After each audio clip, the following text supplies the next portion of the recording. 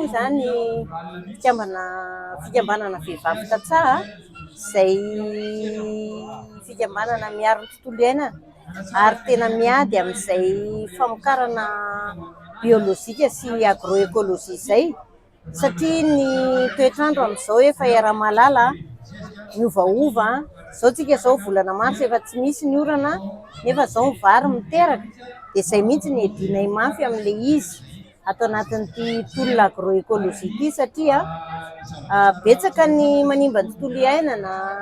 Ny politika-panjakana mivohy hatrany ny fampiasana an'ireo zezika simika dia ny olona rehetra, ny fikambanana rehetra manana finiavana sy rispo hanao an'izay agroekôlôjia izay no mitambatra ka mampiseho ny vokatra efa vokariny zareo mba hanetsehana sy hanairana amin'ny fiarahamonina hoe ilaina tokoa ilay izy ary tena mety satria lafiny maro sy tombontsoa maro no azo.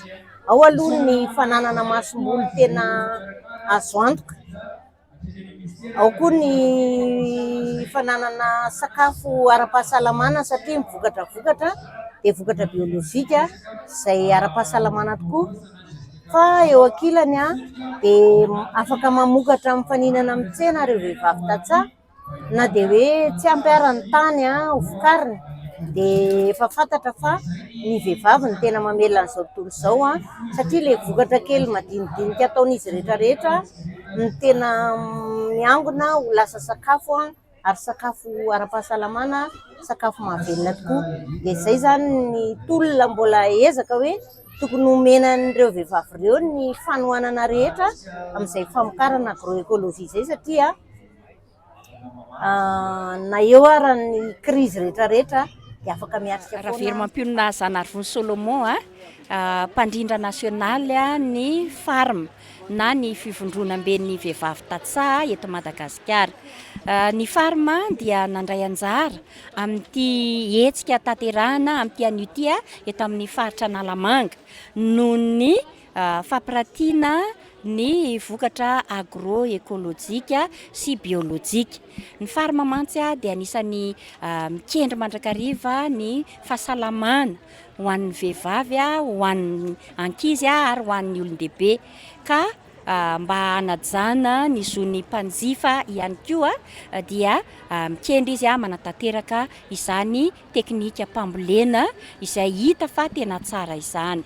Dia ity anio ity zany dia niaraka amin'ny DRE izahay, izany hoe ny ao amin'ny fambolena sy ny fiompiana eto amin'ny faritra Analamanga miaraka amin'ireo ONG sy ny namanay izay manao ihany koa miara-resy lahatra hanatanteraka an'izany atao hoe fambolena agroekôlôjika sy biôlôjika izany.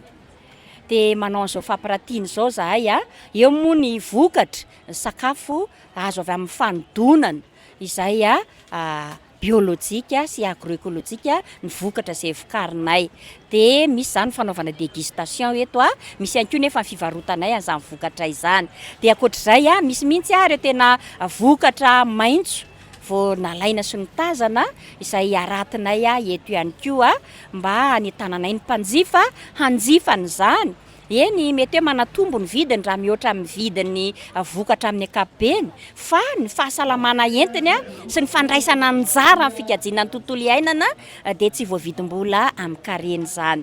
Dia ankoatr'izay raha tsy misy ny masom-boly dia tsy afaka ho tonga amin'izany atao hoe famokarana ara-biôlôjika sy agroekôlôjika izany. Dia manao fampiratiana ny masom-boly vokarina ihany koa izahay izay tena manaraka ny fenitra amin'ny maha-biôlôjika sy agroekôlôjika azy.